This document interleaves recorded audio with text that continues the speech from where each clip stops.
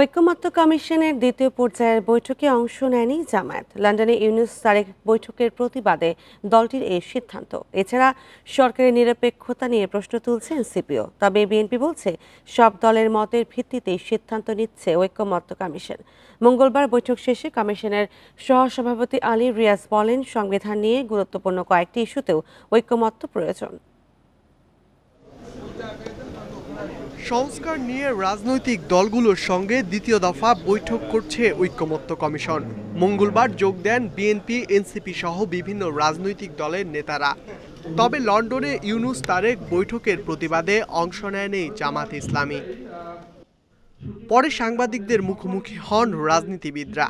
প্রধান উপদেষ্টা ও ঐকমত্য কমিশনের কর্মকাণ্ড বিএনপির দিকে ঝুঁকে যাওয়ার অভিযোগ তুলে সরকারের নিরপেক্ষতা নিয়ে প্রশ্ন তুলে এনসিপি। কমিশন চলাকালীন অবস্থায় যখন দেশের বাহিরে বসে শুধুমাত্র একটি দল কিংবা এক দলের এক ব্যক্তির সাথে আলোচনা করে পুনর্বিবেচনা করার চেষ্টা করা হয় যে কবে নির্বাচন হবে কি হবে না, কিংবা সংস্কার কতটুকু হবে কি হবে না, তখন এই বিষয়টি সরকারের জায়গা থেকে তাদের নিরপেক্ষতা নিয়ে প্রশ্ন তোলা হয়। দলের পক্ষে বিএনপির অবস্থান তুলে ধরেন স্থায়ী কমিটির সদস্য সালাহউদ্দিন আহমেদ। আমাদের প্রস্তাবের বাইরে বহু প্রস্তাবে আমরা একমত হয়ে গিয়েছি আলোচনা, সেটা ঐকমত্য কমিশনের সাথে আলোচনা করলেই দেখবেন। এবং নীতিগতভাবে একমত হয়েছি, আংশিকভাবে অনেকগুলো একমত হয়েছি, জুডিশিয়ারির ক্ষেত্রে, অ্যাডমিনিস্ট্রেশনের ক্ষেত্রে, দুদকের ক্ষেত্রে এবং আরও অন্যান্য ক্ষেত্রে যেমন নির্বাচনী ব্যবস্থার ক্ষেত্রে বহু জায়গায় আমরা একমত হয়েছি। তবে প্রধান উপদেষ্টার প্রেস সচিবের দাবি, সর্বোচ্চ নিরপেক্ষ হয়ে কাজ করছে সরকার। আমরা সর্বোচ্চ নিউট্রালিটি মেনটেন করছি, আমরা সবার কথা শুনছি। জুলাই গণঅভ্যুত্থানে যারা জয়েন করেছে আমরা সবার সাথে সমান, সবার সাথে আমরা সবাইকে আমরা মনে করি তারা সবাই আমাদের অংশীজন। বৈঠক শেষে সংলাপের অগ্রগতি তুলে ধরেন কমিশনের সহসভাপতি অধ্যাপক আলী রিয়াজ। জানান, প্রধান বিচারপতি নিয়োগের প্রক্রিয়া, সংসদের উচ্চকক্ষ সহ অন্যান্য বিষয়েও শীঘ্রই অগ্রগতি হবে। ৭০ অনুচ্ছেদের বিদ্যমান বিধান পরিবর্তন করে অর্থ বিল এবং আস্থা ভোটের ক্ষেত্রে রাজনৈতিক দলগুলোর মনোনীত সংসদ সদস্যদের দলের পক্ষে ভোট দেওয়ার বাধ্যবাধকতা থাকবে, এর বাইরে আর কোনো বিষয়ে থাকবে না। সংবিধান পরিবর্তনে আরও কিছু বিষয় ঐকমত্য প্রয়োজন বলে মনে করেন তিনি। ইকরামুল কবির, ইন্ডিপেন্ডেন্ট নিউজ, ঢাকা। শপথ না হলে ঢাকা দক্ষিণ সিটি কর্পোরেশনের মেয়রের দায়িত্ব নেবেন না বলে জানিয়েছেন ইশরাক হোসেন। তিনি শপথ গ্রহণের দাবিতে নগর ভবনে অবস্থান কর্মসূচিতে একথা জানান। বলেন, সংকটের দ্রুত সমাধান না হলে আন্দোলন ছড়িয়ে পড়বে নগর ভবন থেকে রাজপথে। নির্বাচিত মেয়র হিসেবে শপথ গ্রহণের দাবি ও স্থানীয় সরকার উপদেষ্টা আসিফ মাহমুদের পদত্যাগের দাবিতে ফের নগর ভবনের ভেতরে জড়ো হয়ে অবস্থান কর্মসূচি করে ইশরাক সমর্থকরা। উপদেষ্টা আসিফ তার কলকাঠিতেই এই শপথ বাধা হচ্ছে। আমরা আমাদের দাবি না আদায় হওয়া পর্যন্ত আমরা মেয়র ভবনের সামনে অবস্থান কর্মসূচি প্রতিদিনই পালন করব। মেয়াদ শেষ হলো কি হলো না, সে নির্বাচন কমিশনের ব্যাপার, নির্বাচন কমিশনের বিষয়, তো তাদের ব্যাপার না, তার শপথ পাঠ করবে, এটাই বাস্তবতা। এ সময় মিছিল ও স্লোগানে সরব হয়ে ওঠে পুরো নগর ভবন এলাকা। অবস্থান কর্মসূচিতে যোগ দিয়ে বিএনপি নেতা ইঞ্জিনিয়ার ইশরাক বলেন, নগরের সেবা অব্যাহত রাখতে নির্দেশনা দেওয়া হয়েছে, তবে শপথ ছাড়া আনুষ্ঠানিক দায়িত্ব নেবেন না তিনি। অফিসিয়ালি মেয়র হিসেবে দায়িত্ব নেওয়ার জন্য স্থানীয় সরকার যে আইন রয়েছে 2009 সালে গৃহীত এবং 2010 সালে তার বিধিমালা গৃহীত হয়, সেই অনুযায়ী অবশ্যই শপথ গ্রহণ অনুষ্ঠানটি আয়োজন করতে হবে। বিশ্বাস করেন, যদি ওটা না থাকতো আমি এতদিন আমি মেয়রের পদামি নিয়ে আমি বসে থাকতাম। দ্রুত বিষয়টির নিষ্পত্তি না হলে এই আন্দোলন রাজপথে গড়াবে বলেও হুঁশিয়ারি দেন ইশরাক। তাহলে কিন্তু এই আন্দোলন আবারও নগর ভবনের গণ্ডি পার হয়ে রাজপথে অবস্থান করবে। আপনাদেরকে আমি আবারও বিনীতভাবে অনুরোধ জানাচ্ছি, যত দ্রুত সম্ভব আপনারা এটার সুরাহা করুন। কেন আপনারা কাল বিলম্ব করছেন? কিসের জন্য আপনারা এখানে কাল ক্ষেপণ করছেন? কার প্ররোচনায় এই বর্তমান অন্তর্বর্তীকালীন সরকার এখন পর্যন্ত কোনো কার্যকরী পদক্ষেপ নিচ্ছে না? রাজনৈতিক স্বার্থ হাসিলের জন্যই সরকার শপথে বাধা সৃষ্টি করছে বলেও মন্তব্য করেন ইশরাক হোসেন। অন্যায়ভাবে লাভবান হওয়ার জন্য তার পছন্দের একজন ব্যক্তিকে প্রশাসক নিয়োগ করে আর্থিক ও রাজনৈতিকভাবে ফায়দা লোটার চেষ্টা করছেন। Rifat Alam, independent news, Dhaka. নৈতিক স্খলনের অভিযোগে যুগ্ম আহ্বায়ক সারার তুষারকে কারণ দর্শনের নোটিশ দিয়েছে এনসিপি। সামাজিক যোগাযোগ মাধ্যমে ওঠা অভিযোগের বিষয়ে আগামী 5 দিনের মধ্যে ব্যাখ্যা দিতে বলা হয়েছে। মঙ্গলবার দুপুরে এক সংবাদ বিজ্ঞপ্তিতে সারার তুষারকে নোটিশের বিষয়ে জানায় এনসিপি। এতে বলা হয়, বিষয়টি নিষ্পত্তির আগ পর্যন্ত সব সাংগঠনিক কার্যক্রম থেকে বিরত থাকতে হবে তুষারকে। গত সোমবার সারার তুষারের সঙ্গে দলটির কেন্দ্রীয় এক নেত্রীর কথোপকথনের অডিও সামাজিক যোগাযোগ মাধ্যমে ছড়িয়ে পড়ে। এই ঘটনার পর নারীকে হয়রানির অভিযোগে শুরু হয় আলোচনা সমালোচনা। তবে এই ঘটনার জেরেই কারণ দর্শাতে বলা হয়েছে কিনা তা উল্লেখ করা হয়নি বিজ্ঞপ্তিতে।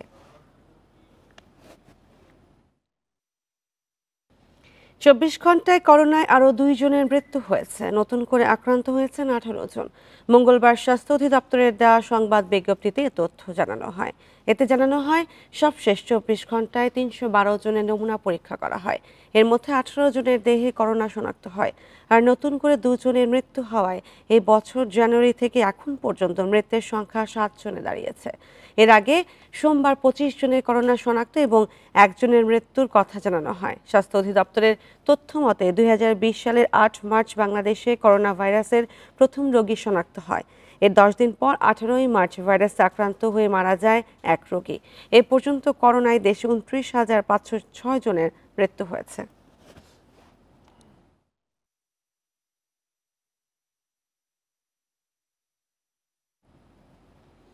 দেশজুড়ে করোনা সংক্রমণ বাড়তে শুরু করলেও বিভিন্ন স্থানে করোনা পরীক্ষার কিটের সংকট রয়েছে। কিট না থাকায় অনেক জেলায় টেস্ট করা যাচ্ছে না, ফলে বিপাকে সন্দেহভাজন আক্রান্তরা। এছাড়া পাওয়া যাচ্ছে না আক্রান্ত হওয়ার সঠিক তথ্য। রোগী শনাক্ত করতে না পারলে সংক্রমণ বৃদ্ধির আশঙ্কা চিকিৎসকদের। নতুন করে করোনা সংক্রমণ বাড়তে শুরু করায় এরই মধ্যে সতর্কতা জারি করেছে স্বাস্থ্য বিভাগ। কিন্তু অনেক হাসপাতালে নেই করোনা পরীক্ষার কিট। খুলনা মেডিকেল কলেজ হাসপাতালে আবারও চালু হয়েছে করোনা ইউনিট। 40 শয্যার আইসোলেশন বেডের পাশাপাশি প্রস্তুত রয়েছে 10টি ICU bed. Rapid antigen test চালু হলেও রয়েছে কিট সংকট। স্বাস্থ্য মন্ত্রণালয়ে আমাদের যে লজিস্টিকগুলো লাগবে, বিশেষ করে N95 মাস্ক এবং আমাদের র্যাপিড অ্যান্টিজেন কিট, এগুলো পর্যাপ্ত পরিমাণ আমাদের চাহিদা দেওয়া হয়েছে। করোনা মোকাবিলার প্রস্তুতি নিচ্ছে ফরিদপুর মেডিকেল কলেজ হাসপাতাল। তবে কিট না থাকায় এখনই সেবা দেওয়া সম্ভব হচ্ছে না বলে জানিয়েছেন হাসপাতালের পরিচালক। যেহেতু বিগত করোনার চলে গিয়েছে, মধ্যখানে করোনার আর কোনো সংক্রমণ ছিল না, সুতরাং সেই জাতীয় টেস্ট কিটগুলো বর্তমানে মজুদে নেই। তো বিষয়টা আমরা আমাদের ঊর্ধ্বতন কর্তৃপক্ষকে অবহিত করার পরে ওনাদের পরামর্শ মোতাবেক আমরা 2000 টেস্ট কিটের জন্য আমরা ইতিমধ্যে আবেদন পেশ করেছি। টাঙ্গাইলের কোনো হাসপাতালে করোনা পরীক্ষার ব্যবস্থা নেই। সঠিক চিকিৎসা দিতে না পারায় সংক্রমণ বেড়ে যাওয়ার শঙ্কায় চিকিৎসকরা। উদ্বিগ্ন রোগীর স্বজনরাও। কোভিড টেস্ট দিচ্ছে, কিন্তু টাঙ্গাইল মেডিকেল হাসপাতালে এটার ব্যবস্থা আপাতত নেই। তো বিভিন্ন জায়গায় ঘুরলাম, কোথাও নাই। দ্রুততম সময়ের মধ্যে করোনা টেস্টের কিট পাওয়া যাবে বলে জানালেন স্বাস্থ্য কর্মকর্তা। এই মুহূর্তে টেস্ট কিট টাঙ্গাইলে নেই, তবে আমরা রিকোয়ারমেন্ট দিয়েছি, এডির সাথে কথা বলেছি। ওনারা বলেছে যে তারা কিটের ব্যাপারে সিএমএইচডি বরাবর লিখেছে, রিকোয়ারমেন্ট দিয়েছে, তারা পাওয়া মাত্রই টাঙ্গাইল পাঠাবে। টাঙ্গাইলের বিভিন্ন হাসপাতালে এরই মধ্যে করোনার জন্য আলাদা ওয়ার্ড প্রস্তুত করা হয়েছে। সোহেলি জাহান, ইন্ডিপেন্ডেন্ট নিউজ।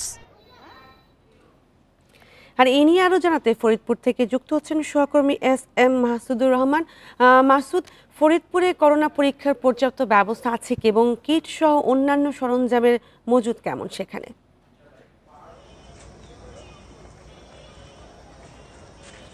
বিগত বেশ কিছু বছর পরে আবারও করোনার সংক্রমণের যে আভাস সেটা জানা যাচ্ছে, যে কারণে স্বাস্থ্য বিভাগের পক্ষ থেকে ইতিমধ্যে জেলা স্বাস্থ্য বিভাগের বিভিন্ন হসপিটাল এবং উপজেলা স্বাস্থ্য কমপ্লেক্সকে নির্দেশ দেওয়া হয়েছে আবার করোনা পরিস্থিতি শুরু হওয়ার আগেই সেগুলো মোকাবেলার জন্য যে পরীক্ষা নিরীক্ষা সেই ব্যাপারে ব্যবস্থা নেওয়ার জন্য।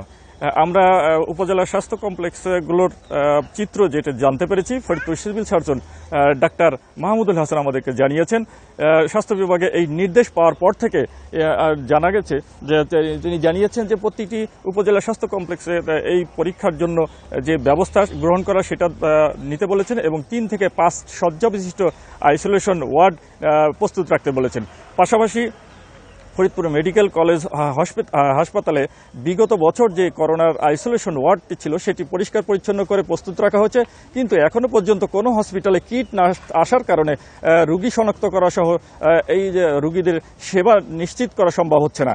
আমি কথা বলেছি হসপিটালের পরিচালকের সাথে, তিনি বলেছেন যে ফরিদপুরে মেডিকেল কলেজে যে ল্যাব আছে, মেডিকেল কলেজে পিসিআর ল্যাব, সেই পিসিআর ল্যাব থেকে এই রোগী শনাক্তের জন্য যে ব্যবস্থা, সেই ব্যবস্থা এখনো সম্পূর্ণ হয়নি, কারণ কিট সংকটের পাশাপাশি পিসিআর ল্যাবটি সংশ্লিষ্ট কর্তৃপক্ষ যখন চালু করে দেবেন, চালু করার পরে হয়তো এই ফরিদপুর মেডিকেল কলেজ ও অন্যান্য হসপিটালে যে রোগী শনাক্ত সেটা কার্যক্রম শুরু হবে।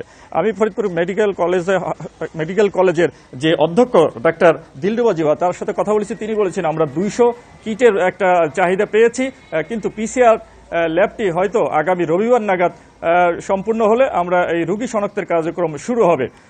পাশাপাশি আইসোলেশন ওয়ার্ড এবং অন্যান্য যে ব্যবস্থা সেটা গ্রহণ করেছে স্বাস্থ্য বিভাগ। আর পাশাপাশি আমি জেলা প্রশাসন অন্যান্য বলছে যে পরিস্থিতি বুঝে স্বাস্থ্যবিধি মানার ব্যাপারেও তারা আগামীতে কার্যকর ব্যবস্থা গ্রহণ করবে পরিস্থিতি বুঝে। এই ছিল ফরিদপুরের করোনা মোকাবেলার জন্য পূর্ব পরিস্থিতির সর্বশেষ অবস্থা। বিভিন্ন স্থানে করোনা পরীক্ষা কিটের সংকট রয়েছে এবং সেই বিষয়ে জানাচ্ছিলেন সহকর্মী এস.এম. মাসুদুর রহমান। টানা বৃষ্টিতে আবারও খানাখন্দে নাজুক হয়ে পড়েছে নবীনগর চন্দ্রা মহাসড়ক। বাইপাইল, নবীনগর, মোজারমিল ও জিরানি গুরুত্বপূর্ণ 4টি পয়েন্টে সৃষ্টি হয়েছে ছোট বড় অসংখ্য গর্ত। শুধু বাইপাইলের 200 মিটার অংশে খানাখন্দ বেশি থাকায় যান চলাচলের সৃষ্টি হয়েছে চরম ভোগান্তি, বেড়েছে দুর্ঘটনার ঝুঁকিও। বর্ষার শুরুতে খানাখন্দে ভরে গেছে সাভারের নবীনগর চন্দ্রা মহাসড়ক। রাজধানীমুখী লেনের বাইপাইল, নবীনগর, মোজারমিল ও জিরানি পয়েন্টে সৃষ্টি হয়েছে ছোট বড় গর্ত। সবচেয়ে নাজুক অবস্থা বাইপাইল পয়েন্টের 200 মিটার অংশে ছোট বড় গর্তের কারণে নিয়মিত যানজট লেগে আছে। শুধু যান চলাচলেই নয়, ক্ষতিগ্রস্ত হচ্ছে যানবাহনও, বাড়ছে দুর্ঘটনার ঝুঁকি। টানা বৃষ্টিপাতে রাস্তাটা ভেঙে গেছে, মানে রাস্তায় বিভিন্ন গর্ত তৈরি হয়েছে। বাইপাইলে আর হচ্ছে মোজারমিলের অংশটা বেশি ভাঙছে, বিশেষ করে বাইপাইলের যে মোড়টা আছে ওই মোড়ে ভাঙাটা বেশি, ওইখানে জ্যামটাও হয় বেশি। বাড়তি বাংলা মালিকের কাছে আমাদের অনেক কৈফিয়ত দেওয়া লাগে কি কারণে বাড়তি ভাঙছে। রাস্তার অবস্থা যে খারাপ এটা মালিকও জানে না। ভারী অথবা টানা বর্ষণ হলে সড়কে খানাখন্দের সৃষ্টি হয় বলে দাবি নিরাপদ সড়ক চায় আন্দোলনের নেতাদের। প্রতিবারই খানাখন্দ সংস্কার করা হয়, কিন্তু সেই মেরামত টেকসই হচ্ছে না। স্থায়ী সংস্কার করার তাগিদ তাদের। শ্রীপুরের পর থেকে অনেক জায়গায় আমরা দেখেছি যে মোটা পেজ ঢালাই দিয়ে ঢালাই দেওয়া হয়েছে। এরকম যদি পুরো রাস্তাটাকেই কিন্তু পুলক দেওয়া হয় তাহলে কিন্তু এই ধরনের বৃষ্টি হলে আর কিন্তু এই ধরনের প্রবলেমগুলো হবে না। তবে সড়ক বিভাগ বলছে আবহাওয়া অনুকূলে এলে নেওয়া হবে স্থায়ী সংস্কারের উদ্যোগ। এরই মধ্যে জিরানি ও মোজারমিল অংশে সাময়িক সংস্কার করা হয়েছে। বাইপাইলে প্রায় 200 মিটার পরিমাণ জায়গা আছে। এখানে তো যদি খেয়াল করুন আপনি, এলিভেটেড এক্সপ্রেসওয়ে কিন্তু কাজ চলতেছে, তো যার জন্য এই জায়গাটার একটা ধরেন যে সলিউশন হতে পারতো, রিজিড পেমেন্ট করে দিলে হয়তো বেটার হতো। কিন্তু এখন আমরা আসলে এই মুহূর্তে যেহেতু ওনাদের কাজ চলতেছে, ওই টাইপের কোনো সলিউশনে হয়তো যেতে পারবো না। সাভারের নবীনগর চন্দ্রা মহাসড়ক দিয়ে গাজীপুরের চন্দ্রা হয়ে উত্তরের অন্তত 20 জেলার মানুষের যাতায়াত। এছাড়া 2013 সালে 2 লেনের এই সড়কটি 4 লেন করা হয়েছে। Independent news. কক্সবাজারের চকরিয়াতে 21 বছর আগে 6 কোটি টাকায় নির্মিত দুটি সেতু পরিত্যক্ত পড়ে আছে। খালের ওপর সেতু দুটি দাঁড়িয়ে থাকলেও আজ পর্যন্ত কোনো যানবাহন চলাচল করতে পারেনি, কারণ দুই পাশের সংযোগ সড়ক না থাকায় এই অবস্থা। বিপুল অর্থ অপচয় হওয়াকে সরকারের দুই দপ্তরের সমন্বয়হীনতাকে দুষছেন ভুক্তভোগীরা। দ্বীপ উপজেলা মহেশখালীর সাথে যাতায়াতের জন্য 2004 সালে 180.20 মিটার এবং 340 মিটার দৈর্ঘ্যের দুইটি সেতু নির্মাণ করে এলজিইডি। প্রায় 6 কোটি টাকা ব্যয়ে সেতু তৈরি হলেও সংযোগ সড়ক না থাকায় 21 বছর ধরে পড়ে আছে এই স্থাপনা। 17 বছর পর 2021 সালে দুই সেতুকে ব্যবহারের অনুপযোগী ঘোষণা করে সড়ক ও জনপথ বিভাগ। এর ধারাবাহিকতায় নতুন সেতুর জন্য 220 কোটি 98 লাখ টাকার একটি প্রস্তাবনা পাঠায় সোজ। অ্যাকুইজিশন বাবদ নিয়ার অ্যাবাউট 62 কোটি টাকার মতো খরচ ধরা হয়েছিল এবং আমাদের ওখানে দুটি ব্রিজ এলজিডি নির্মাণ করেছিল। বর্তমান আমাদের দৃষ্টিতে সেটা আসলেই ভারী গাড়ি ব্যবহারের অনুপযোগী। 200 মিটার ব্রিজ আমরা ইনক্লুড করে একটা ডিপিপি তৎকালীন সাবমিট করেছিল। রাস্তা না করে সেতু নির্মাণকে সরকারের দুটি দপ্তরের সমন্বয়হীনতা ও চরম উদাসীনতা বলছেন ভুক্তভোগীরা। আসলেও এখন এই ব্রিজের মধ্যে, এই দুইটা ব্রিজের মধ্যে দিয়ে কোনো গাড়ি চলাচল নেই। মধ্যখান দিয়ে যে রুট হওয়ার কথা ছিল সেটাও হয় নাই। এখন আমাদের গাড়ি চলার তো দূরের কথা, এখন আমরা পর্যন্ত যাতায়াত করতে পারতেছি না। সড়ক ও সেতুটি নির্মাণ হলে মহেশখালীর সাথে সারা দেশের যোগাযোগের পাশাপাশি বাণিজ্য প্রসারের আশা ব্যবসায়ীদের।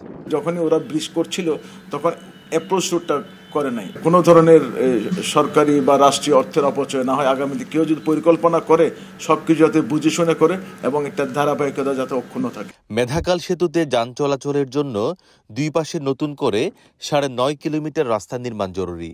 এজন্য দ্রুত ব্যবস্থা নেয়ার দাবি এলাকাবাসীর। তৌফিকুল ইসলাম, ইন্ডিপেন্ডেন্ট নিউজ, কক্সবাজার।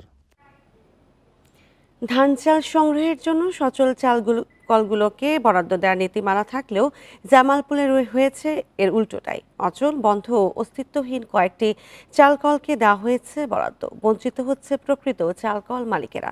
তবে খাদ্য বিভাগ বলছে অচল থাকায় চুক্তি করা হয়নি 4 চালকল প্রতিষ্ঠানের সাথে। Messrs Sumaiya rice mill Jamalpur সদরের কালাবহ এলাকার এই মিলটি চলতি বোরো মৌসুমে ধান চাল সংগ্রহের জন্য বরাদ্দ পায় 40 মেট্রিক টন। তবে চালকলটিতে এখন প্লাস্টিক কারখানা। এর পাশেই কোটামনি এলাকার Messrs Zakaria rice mill. 12 metric ton বরাদ্দ পাওয়া এই চালকলটির কোনো অস্তিত্বই পাওয়া যায়নি। শুধু এই দুটি মিল নয়, সরজমিনে গিয়ে পাওয়া গিয়েছে আরও 2টি চুক্তি অযোগ্য মিলের সন্ধান। অভ্যন্তরীণ খাদ্যশস্য নীতিমালা 2017-তে কেবলমাত্র সক্রিয় ও চালু মিলগুলোই বরাদ্দের জন্য বিবেচিত হবে বলে উল্লেখ থাকলেও শুধু স্থাপনা দেখে দেয়া হচ্ছে বরাদ্দ। আমার তো মিল আছে, স্থাপনা আছে, হয় আমি 20 টন বাইরে কিনে দিলাম। ব্যবসায় একটু লস হয়েছিল, এর কারণে আর চালু করে নাই। বরাদ্দ পাওয়া 114টি চালকলের মধ্যে বন্ধ চালকল থাকায় বঞ্চিত হচ্ছে প্রকৃত ব্যবসায়ীরা। চালকলের অস্তিত্ব নেই, তাদেরকেও দিয়েও বরাদ্দ দেওয়া হচ্ছে, যেটি সম্পূর্ণ অবৈধ। যারা প্রকৃত মিল মালিক, চাল ব্যবসায়ী, তারা ক্ষতিগ্রস্ত হবে, আর অতীতের মতো ওই সমস্ত প্রতারক চক্র সুবিধা ভোগ করবে। অচল চালকলের সন্ধান পেলে চুক্তি স্থগিতের পাশাপাশি আইনগত ব্যবস্থা নেওয়ার কথা বলছে জেলা খাদ্য বিভাগ। আমাদের লোক দিয়ে তদন্ত করিয়া সত্যতা পাই, ফলে ওই 4টা মিলের চুক্তি আমরা করি নাই। বরাদ্দ পাওয়ার যোগ্য নাই ধরনের কোনো মিল যদি চুক্তি করে থাকে তাহলে আমরা তাৎক্ষণিকভাবে তদন্ত করে দেখে চুক্তি স্থগিত করব। চলতি মৌসুমে জেলায় 8,931 মেট্রিক টন ধান ও 41,835 মেট্রিক টন সিদ্ধ চাল সংগ্রহের লক্ষ্যমাত্রা নির্ধারণ করা হয়েছে। Independent news. প্রস্তাবিত বাজেটে শিশু খাদ্যে কাঁচামাল আমদানিতে শুল্ক 5 থেকে বাড়িয়ে 15% করা হয়েছে। এতে পণ্যটির দাম বেশ খানিকটা বাড়বে বলে আশঙ্কা ক্রেতা বিক্রেতাদের। বাজারজাতকারী প্রতিষ্ঠানগুলো বলছে এমন সিদ্ধান্তে শিল্পে বিনিয়োগ ও কর্মসংস্থান ক্ষতিগ্রস্ত হবে। বাজারে বাড়তে পারে নিম্নমানের শিশু খাদ্যের দৌরাত্ম্য। ঘরের বাইরে মায়ের কর্মজীবন, অসুস্থতা সহ নানা কারণে শিশুর জন্য বিকল্প খাবারের প্রয়োজন পড়ে। দেশের 30 থেকে 40% শিশু মাতৃদুগ্ধ গ্রহণে অক্ষম, যারা ইনফ্যান্ট মিল্কের ওপরই নির্ভরশীল। ডলারের বিপরীতে টাকার অবমূল্যায়নে গত 3 বছরে সব শিশু খাদ্যের দাম বেড়েছে 30% বেশি। সেই সঙ্গে চড়া খাদ্য মূল্যস্ফীতিতে নাকাল ক্রেতারা। হোমের সব কিছুর উপরে আমাদের একটু একটু করে বাড়ছে, দেখা যাচ্ছে হোল একটা থিংসের উপরে অনেক বেশি এফেক্ট পড়ছে। আমাদের তো ইনকাম অতটুকুর মধ্যেই আছে। যারা নিম্ন শ্রেণীর, যাদেরকে মিল্ক খাওয়াইতে হয়, দুধ খাওয়াইতে হয়, তাইতেছে একটা দুধ কয়েক গ্রাম থাকে, 300 গ্রাম 400 গ্রাম। এই 300-400 গ্রামের দুধের দাম 650-700, খুব টাফ ব্যাপার। রাজধানীর দোকানগুলোতে নান, সেরেলাক, বায়োমিল, বেবি কেয়ার ও বেবিল্যাক সহ বিভিন্ন ব্র্যান্ডের পণ্য দেখা যায়, যাদের বেশিরভাগই বাংলাদেশে প্যাকেজিং হয়। বাণিজ্যিকভাবে আমদানি করা ও শুল্ক ফাঁকিতে লাগেজে আনা শিশু খাদ্যও বিক্রি হয় বাজারে। অনেক ক্ষেত্রে আমদানিকারকের নাম ঠিকানাও অনুপস্থিত পণ্যের প্যাকেটে। সবগুলোতে আপনার মাস্ট আমদানিকারকের সিল চাপটা সব জায়গায় থাকে। তো অনেক সময় তো লাগায় না, অনেকে লাগানোর সময়ের কারণে লাগাইতে পারে, সময় লাগায় না, কিন্তু বৃষ্টি ছাড়া কোনো মাল বাংলাদেশে এখন আর আসে না। প্রস্তাবিত বাজেটে মল্ট এক্সট্র্যাক্ট ও ইনফ্যান্ট মিল্কের আমদানিতে কাস্টমস ডিউটি 3 গুণ করা হয়েছে। শিশু খাদ্য প্রক্রিয়াজাত শিল্পের সংশ্লিষ্টরা বলছেন, দুটো পণ্যে সমহারে শুল্ক প্রয়োগ বিভ্রান্তিকর। এতে এ শিল্প ক্ষতিগ্রস্ত হতে পারে, তাই এনবিআরকে সিদ্ধান্ত প্রত্যাহারের দাবি তাদের। কর্মসংস্থান বলেন বা আমাদের দেশে আরও ইনভেস্টমেন্ট আসা বলেন, সেটার উপর একটা নেতিবাচক একটা ইম্প্যাক্ট পড়বে। কারণ আপনি যখন কোনো কিছু শুল্ক বৃদ্ধি করবেন তখন কিন্তু অটোমেটিক্যালি সেটার কনজাম্পশন কমে যাবে। কনজাম্পশন যখন কমে যাবে তখন তো সেই ইন্ডাস্ট্রিটা আর বাড়বে না। খাত সংশ্লিষ্টরা বলছেন, ইনফ্যান্ট মিল্ক আমদানির পর প্যাকেজিং ও বাজারজাতে 30% পর্যন্ত মূল্য সংযোজন হয়। দেশে এ পণ্যের বার্ষিক বাজারের আকার প্রায় 3000 কোটি টাকা। Hari Saha, independent news, Dhaka. Iran Israel যুদ্ধের প্রভাবে বিশ্ববাজারে বেড়েছে জ্বালানি তেলের দাম। গত 5 দিনে দাম বেড়েছে প্রায় 6% মতো। তবে দেশে এখনই জ্বালানি তেলের দাম বাড়ানোর পরিকল্পনা নেই বলে জানিয়েছেন অর্থ উপদেষ্টা ডক্টর সালেউদ্দিন আহমেদ। মঙ্গলবার সচিবালয়ে সরকারি ক্রয় সংক্রান্ত উপদেষ্টা কমিটির বৈঠক শেষে সাংবাদিকদের প্রশ্নের জবাবে তিনি কথা বলেন। ইরান ও ইসরায়েলের মধ্যে সংঘাত তীব্র হয়েছে। এ পরিস্থিতিতে সরবরাহ বিঘ্ন হওয়ার শঙ্কায় বিশ্ববাজারে জ্বালানির দামে অস্থিরতা বেড়েই চলেছে। সবশেষ তথ্য অনুযায়ী ব্র্যান্ড ক্রুডের দাম 1.5% বেশি বেড়ে ব্যারেল প্রতি $74.34 দাঁড়িয়েছে। বিশ্ববাজারে দাম বেড়ে গেলেও আপাতত দেশে জ্বালানি তেলের দাম বাড়ানোর চিন্তা নেই সরকারের। সচিবালয়ে অর্থ উপদেষ্টা জানিয়েছেন, সংঘাতের কারণে জ্বালানি তেলের দাম আন্তর্জাতিক বাজারে কিছুটা বেড়েছে। তবে আমদানির ক্ষেত্রে এখনো আগের দামেই দেশে জ্বালানি ও নিত্য প্রয়োজনীয় পণ্য আসছে, তাই এখনই দাম বাড়ানো হবে না বলে জানান উপদেষ্টা। শুধু যুদ্ধ তো শুধু এনার্জি প্রাইস না, আমার সার যেগুলো আসবে, আপনি যদি বেশিরভাগ জাহাজ আসে কোন দিক থেকে, যে হরমুজ প্রণালী দিয়ে আসে, সেটা এফেক্ট করতে পারে। আমার মনে হয় এই জিনিসটা বেশি দিন চলবে না। এ সময় অর্থ উপদেষ্টা আরও জানান, পরিস্থিতি পর্যবেক্ষণ করা হচ্ছে। যুদ্ধটা বেশি দিন চললে এর প্রভাব সব দেশেই পড়বে। আমরা যেগুলো আমরা অ্যাপ্রুভ করলাম এলএনজি সার আনার ব্যাপারে, তো যে প্রাইসে করেছে ওরা ইমিডিয়েটলি আজকে তো অর্ডার চলে আসবে। কিন্তু ভবিষ্যৎ যখন আমরা যখন কোটেশন আনবো তখন হয়তো কিছুটা রিফ্লেক্ট করবে। যুদ্ধ বিষয়ে বিশেষ প্রস্তুতি সম্পর্কে জানতে চাইলে অর্থ উপদেষ্টা জানান, ক্রয় কমিটিতে এখন পর্যন্ত যেসব পণ্য আনার প্রস্তাব অনুমোদন দেয়া হয়েছে সেগুলো পুরনো দামে। তবে ভবিষ্যতে আমদানি পণ্যের দামে প্রভাব পড়ারও আশঙ্কা রয়েছে। ইফাতারা, ইন্ডিপেন্ডেন্ট নিউজ, ঢাকা। ভরা মৌসুমেও খারাপ সময় পার করছে আম ব্যবসায়ীরা, ফলে ক্ষতিগ্রস্ত হচ্ছে ব্যবসায়ীরা। কারওয়ান বাজারে ফল ব্যবসায়ী আড়ত মালিক সমিতি বলছে, গত বছরের তুলনায় এবার আমের দাম 30 থেকে 40% কমেছে। তবে কম দামে আম কিনে খুশি ক্রেতারা। রাজধানীর পাইকারি বাজারে হিমসাগর আম্রপালি প্রতি কেজি বিক্রি হচ্ছে 50 টাকায়। গত বছর যা ছিল 90 থেকে 100 টাকা। একই সাথে ল্যাংড়া আমের দাম নেমেছে 40 টাকায়। এবার দেশে আমের ফলন ভালো, তবে ভরা মৌসুমে বাজারের দাম নিয়ে হতাশ ব্যবসায়ীরা। গত বছরের চেয়ে এবছর আমের দাম 30 থেকে 40% কমেছে। সব এলাকার সিজন একসাথে লাগছে। দ্বিতীয়ত ঈদের এই লম্বা 10 দিন বন্ধে মানুষের আসা যাওয়া এটা নিয়ে, তারপরে এই ছুটি কাটাতে কাটাতে আবার সব জায়গার আম একসাথে লেগে গেছে। একসাথে লাগার কারণে সমস্ত আমের বাজার 10 নেমে গেছে। 10 দিন ঈদের ছুটি থাকায় ক্রেতাদের উপস্থিতি ছিল কম, সে তুলনায় আমের সরবরাহ ছিল বেশি। গত বছর হিমসাগর আম এটা আপনার বেচি 80-100 টাকা কেজি, এখন এটার দাম আছে 40 টাকা 50 টাকা কেজি। আমরা ঈদ গাছে এটা পুরো পড়ছে না, এই জন্য মাসের কাছে টাকা পয়সা কম, খাওয়া কম, বেচা কেনাও কম। এদিকে পাইকারি পর্যায়ে কম দামে আম কিনতে পেরে সন্তুষ্ট ক্রেতারা। 40-45 এরকমে চলতেছে বাজারে, নিয়ন্ত্রণে আছে। খুব কম আবার বেশিও না, মিডিয়ামের ভিতরে আছে আম। এখন বাজার যেভাবে আছে সবাই খেতে পারে।